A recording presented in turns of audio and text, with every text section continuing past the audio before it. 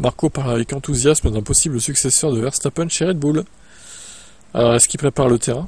Marco parle de Rocco Coronel. Lors d'un essai dans une voiture de F3, le pilotage d'à peine 13 ans a réussi à convaincre le conseiller de Red Bull, qui était suffisamment talentueux.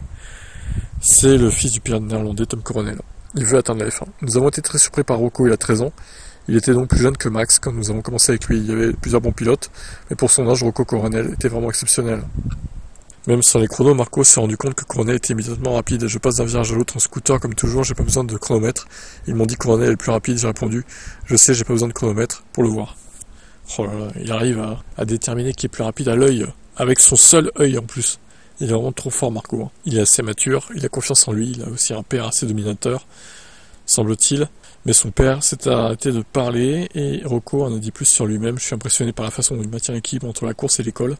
Je suis donc sûr que si Max démissionne un jour, son successeur sera déjà en place.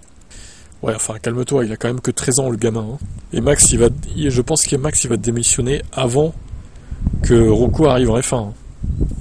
Parce que s'il quitte dès 2026, il aura 15 ans, Rocco, il sera pas prêt. Donc peut-être qu'il arrivera 4-5 ans plus tard, du coup. Faut pas brûler les étapes, ma foi. Déjà qu'ils prennent un risque chez Mercedes avec Antonelli, là, ils ont pris un risque chez Red Bull avec Verstappen. On a vu ce que ça donnait au début, c'était pas terrible. Maintenant, on verra. Est-ce que c'est lui le futur Verstappen? Il est néerlandais aussi, du coup. À voir.